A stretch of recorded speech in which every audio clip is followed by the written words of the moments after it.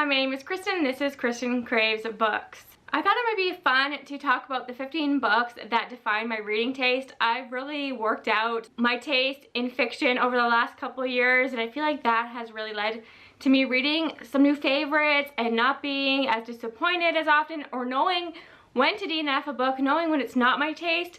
So I broke this down into 15 categories, one book for each category, and it's just a way for myself to work out what I love in reading, and I feel like even just making the notes for this really helped, and to maybe give you all an idea of the recommendations you'll get from this channel. Of course, I read outside of these categories, but these are the books that really define my reading taste. And I first saw April from Happily Ever April do this video, and I think it's something that maybe started on Bookstagram. I will see if I can find any posts or videos that also did this concept, because I think it's really interesting. You can tell a lot about a person's reading taste just by a stack of 15 books, maybe breaking them down into categories or reasons why they would choose that book as a book to represent their reading taste. All of these are favorites, 4 or 5 star reads, not my all-time favorite books of all time, because if you think about it, obviously one of my categories is cozy fantasy. There's probably 5 cozy fantasies that are my favorite book of all time, but I chose one to define my reading taste. So we're just gonna dive into this, and I'm really excited to work through this all with you. If you asked me to choose one book to define my reading taste, it would probably be this one.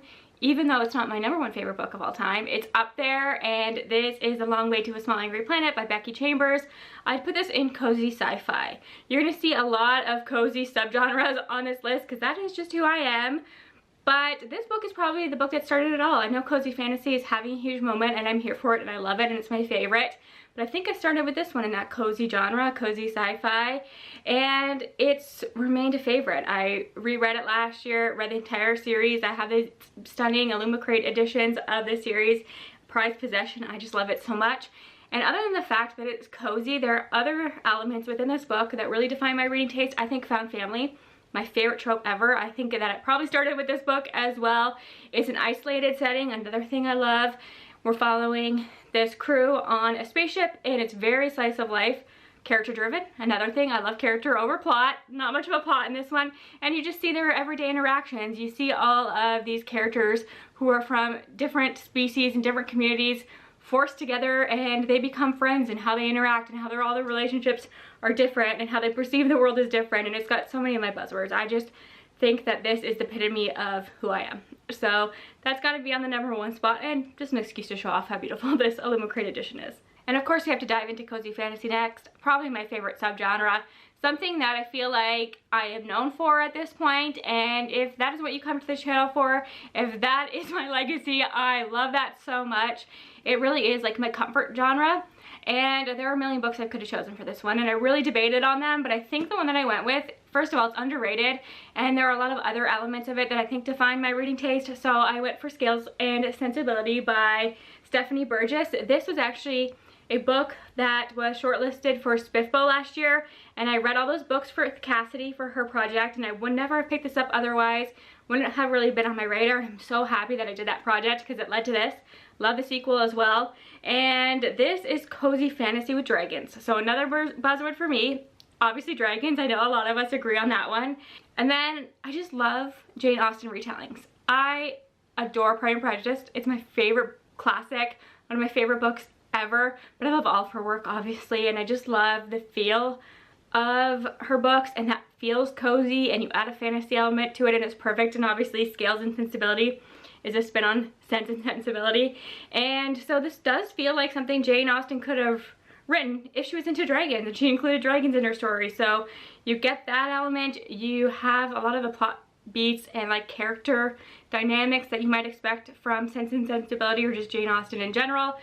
It's a fantasy romance as well, and I just thought it was really fun. And I tried to read self-published books more and more over the last couple years, so I thought that would be a good one to include as well. I'm finding we're getting a lot more self-published cozy fantasy these days, and it's something I'm always on the look for, so I went with this one, and I think that it represents my reading taste pretty well. Moving on to retelling / historical fantasy. Obviously with Scales and Sensibility, you know I like a good retelling, and I have realized that a lot of the fantasy retellings that I love also lean towards historical fantasy. I've been really loving historical fantasy in 2024. Things like The Bear and the Nightingale, that is a retelling.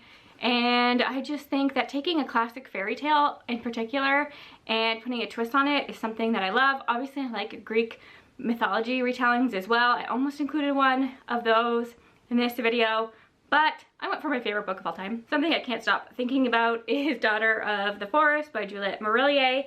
This is a retelling of the Six Swans fairy tale, and it does have that darker element to it. So it is very much character driven. It takes place over the course of a few years. There's some great relationships in this book, even though our main character is unable to speak due to this curse that her family's put under. And there's a romance, but there's some really difficult scenes. There is SA in this that's on page, but I appreciate the way that Juliette Marillier handled that and really honored the way that something like that would affect a character, and it wasn't just glossed over, so I appreciated that quite a bit. And everything about this was just beautiful. The writing's beautiful. I was talking about this with the Black Hat Book Coven when we were talking about Gravebriar. I'll link that discussion down below. But I think for me, atmosphere comes before characters, comes before plot. I can just get sucked up into a really good atmosphere and not care about much else. And I think that was really strong in this one. It's so atmospheric, but also has great characters, and it's really brilliant to see what she was able to do just with the inner workings of a character who can't communicate with the outside world, but you're living in her head, and I loved her so much. So I thought this was brilliant. I need to continue on the series, but it's my favorite book of all time and obviously represents my reading taste pretty well. Next is a book I don't own, but hard-hitting romances. Sometimes you just need a good cry. I know I do. And nothing can make me cry like a romance that's not a rom-com, that just has some deeper themes and some emotional moments. And I think Kennedy Ryan, obviously, is the queen of that genre. Everything she does makes me cry. She's always so respectful of her characters. I own quite a few of her books, but I don't know my favorite yet. The first book of hers that I read was Real.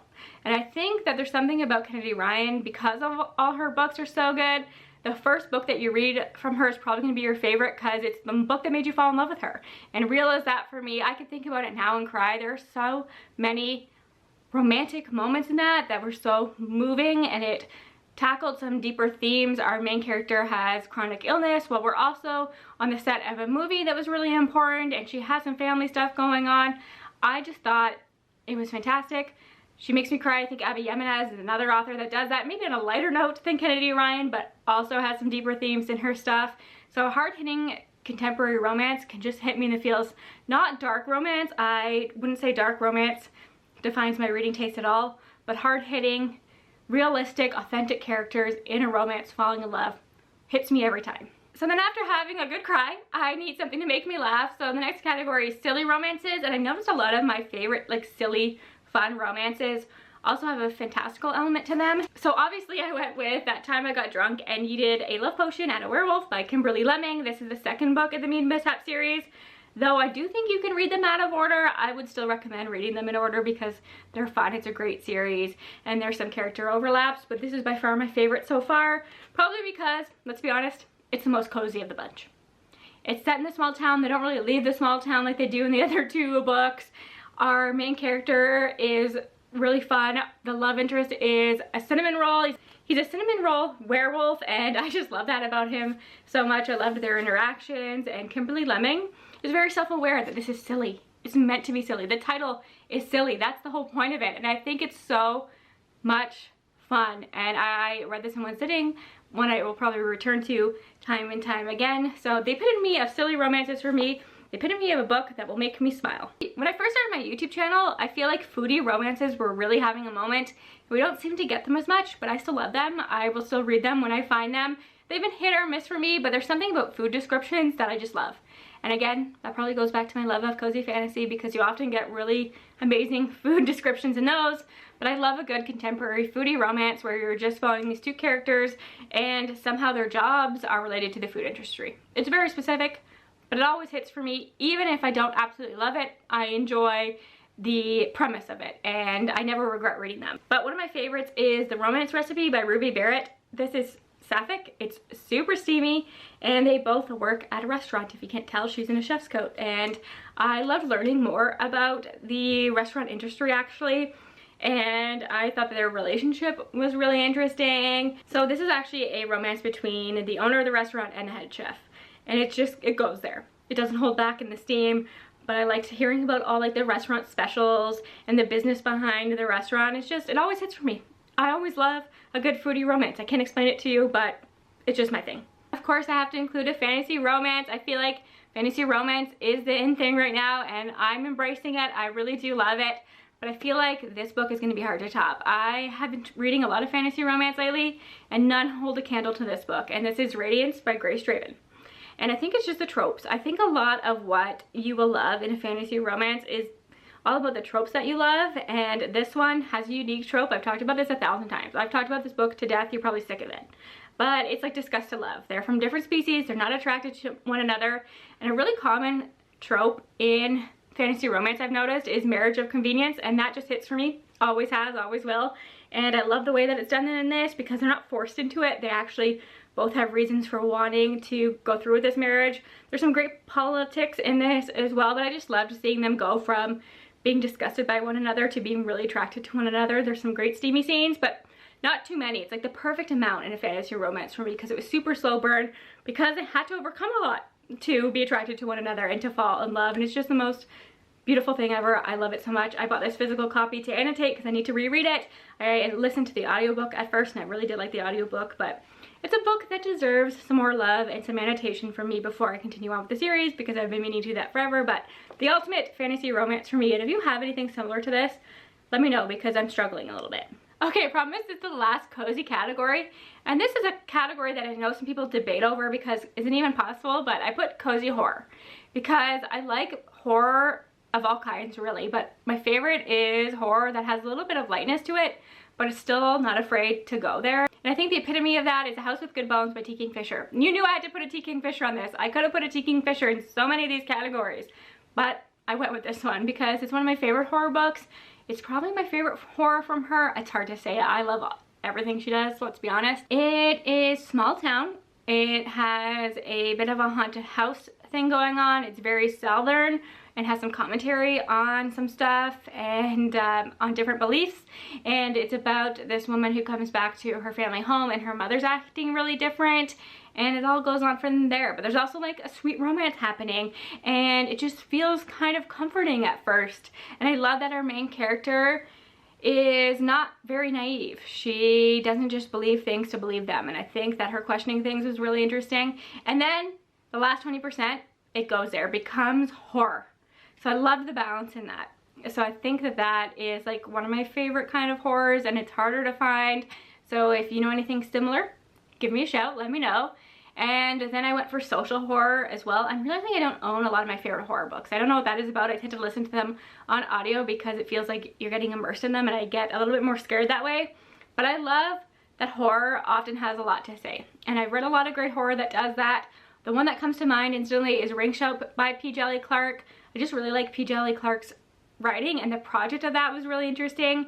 And I just think that there's something interesting about horror and the way that it is able to kind of do something interesting and push you outside of your boundaries, and you have to suspend your disbelief, but it's easy to do because it's horror, and still makes you think about something, still is commentating on the real world. I just think it's brilliant, and nobody does it like P. Djeli Clark in Ring Shout, a book I still continue to think about, and one that I think defines my reading taste, especially when it comes to horror. Couldn't get through this video without talking about witches. I just put witches as a category. I could have broken that down into cozy witchy stories, dark witchy stories, but I just went with witches overall, and my favorite probably is The Lighthouse Witches by C.J. Cook. I just want to put C.J. Cook as a category because I think C.J. Cook writes for me.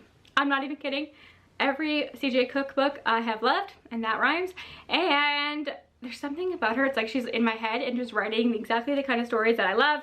This is the first book of hers that I read, the one that made me fall in love with her. Obviously I fell for the cover and the fact that it's about witches. Her new book is about witches as well. It comes out in the fall sometime. And this one is set in Scotland on an isolated island, which I love.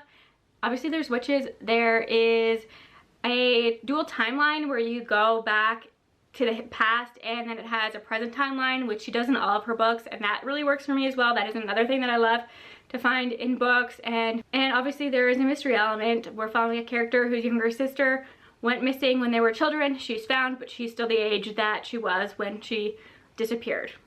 It's fantastic. I liked all the lore. I liked all the commentary on here as well. It does lean into horror sometimes, and she often does that. I just think she is incredible. So, Witches, C.J. Cook, defines my reading taste. Perfection for me. And then I also had to just go with a blank vampire category, another category I had many options for, but I just went with the classic, the one that we all love, A Diary of Blood by S.T. Gibson. I think that S.T. Gibson's brilliant. I'm reading Avocation right now by her, and it's fantastic. I am eating it up, but this is obviously the one that started the love for S.T. Gibson for us all, and it is a Dracula retelling, sort of. It is following Dracula's first bride, and she never says his name, but we get her perspective as she works through her feelings about realizing how toxic and abusive this relationship is. And that's all you need to know. It's beautifully written. I love purple prose most of the time. There are definitely exceptions, but there's times where I feel like it really works, and when you're talking about Dracula and a vampire, it just makes sense to me, so I love that about this. I love mixed media. I love epistolary novels, so this works for that in defining my reading taste too, and I just think it's beautifully written. One that I will reread again. This is a fairly good edition. It's stunning. I love the audiobook. I just think that everything about this defines me and deserves all the hype. I just think it's brilliant. Before I started my channel, I was a huge historical fiction reader, and deep in my heart I still am. When I read a historical fiction that really hits, it really hits. And I read this one in 2022 and it became my favorite book of the year, and it's still one of my favorites. And this is Still Life by Sarah Winman, who I also just think is an author who works for me. Something about her writing style works for me. But in my historical fiction, I like to follow a perspective or a time period that I don't know much about. It takes place during the war, so that's pretty typical for historical fiction, at least the first part, but it's a perspective that is unique, and we don't sit in those years very much. It's more about the impact that that has on these characters afterwards. So you're following these two characters who have a meeting during the war surrounding art, trying to save art, and then we follow them for decades. And that's what really works for me. Something like Homegoing by Ya Jesse, where you're following generations, or Pachinko, multi-generation books where you're following this one family or these few characters throughout the decades, throughout the generations. This one just follows the same characters as they age and how their relationships change, and you learn about the history that they're living through and the relationships with one another. Again, not very plot heavy, very much character driven. Set in Italy, a lot of it, which I love, and I just think that this is one of the most riveting books ever, even though there's not much plot going on. It's all about the characters, and I was just moved by it. I was in tears by the end of it, and it's just everything that I love in historical fiction and need to find more of, and just embrace that I love it. While I haven't read as much YA fantasy in the last couple of years, it's still something I love. A lot of my favorites, you probably can't see them here, but I have a lot of YA fantasy books that I adore, but this is my favorite. Ray Bear by Jordan Fueco will always be a favorite. I just love everything about this world and the relationships. Again, one of the best found family stories I've ever read. And actually the author is writing a fantasy romance, I think it's adult, within this world, which is so amazing, because I've always said that there's so much story to be told in this world, and I love that she is embracing that, because I think everything that she has done with the world building is genius. And I also like that this didn't go in the typical direction that you might expect. It's a lot about friendship and the ties that bind us, and trying to overcome some of your childhood and how you were raised and the stories you were told, and uncovering truths and complicated relationships with your mother. And I love Terasai so much as a main character. I think she's one of my favorites. And I know that sometimes people are turned off by the idea of YA fantasy, but it's not written for us, it's written for teens, and I feel like this one would really hit well for teens, but as an adult, I still appreciated it. I'm somebody who can put myself back to how I felt at that time, and sometimes I just want to go there. Sometimes I just want a YA fantasy where I know it's going to be more about the relationships and the characters and the message than it is about the epic world, because I'm just not an epic fantasy reader at the end of the day. You won't see that as one of the categories to define my reading taste. So YA hits for that once in a while, but it's going to be hard to beat Ray Bear for me. I just think it's perfect. I love it so much. And then speaking of YA, I went for hard-hitting YA thrillers. I struggle with thrillers. Again, you're not seeing thrillers on my list. I don't read them very often, and when I do, I'm often disappointed by them. But something about YA ones hits for me and makes me emotional. I don't know what it is. I think sometimes they actually tackle more serious topics than a lot of the adult thrillers I read, and I think maybe that's because a lot of the adult thrillers lean into that domestic thriller space, and obviously when you're following teens, it's not about marriages and children and that kind of stuff. So The person who does it best is Tiffany D. Jackson, one of my favorite authors. Can you see she's got a whole shelf dedicated to her books because I love her so much. But Monday's Not Coming is my favorite by her, and you just have to go into this one not knowing much. We're following a younger girl whose best friend Monday has gone missing, and nobody in her life seems to care except for this best friend, and it all unravels from there. And I bawled my eyes out. I thought it was fantastic. I wish I could experience reading this book again for the first time because it was just that good, but all of her books are good. And I almost put slashers, teen slashers into this category as well, but I feel like that falls into the same kind of thing. But I love a good campy teen slasher to read in the summertime. This is not campy, this is very serious, but I just like YA, thrillers, mysteries in general. There's something about that age category for that genre works better for me than adult. Last but not least, I went for Gothic, and there are so many Gothic books that I almost put on this one. The Witch Would Not by Olivia Atwater, I feel like it encompasses a lot of what I love. In fiction, it's witchy, it's Gothic, it's a haunted house, it has a sentient house. Those are all things I love. But the one I went for was Plain Bad Heroines by Emily M. Danforth, because this also has a dark academia feel to it, which is another thing that often works for me.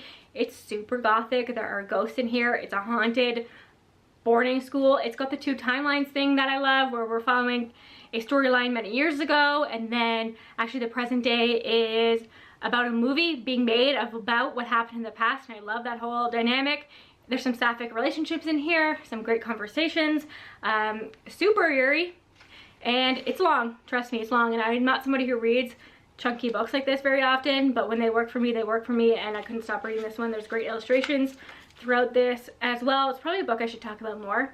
I know it's not going to be for everybody, but it's so for me, and it's super Gothic, and that is just something that I love. Like Gothic horror probably should have been a category more specifically, but anyways, this is me. Okay, so there we go. Those are the 15 books that I think define my reading taste, and I've snuck a few more in there if you didn't notice because I can't help myself. And I would love to know your thoughts on any of these, if our reading tastes overlap, where they differ. What categories would you include to define your reading taste? Because it was a really interesting exercise to do, even if you don't make videos, just to sit down and take some notes to really think where your reading taste overlaps and like what you love, because it makes it easier to find books you love and to DNF things that you're not loving. That has been my experience so far this year, and it's been working. So thanks again for your time. Thank you for your support. I'll talk to you all soon. Bye for now.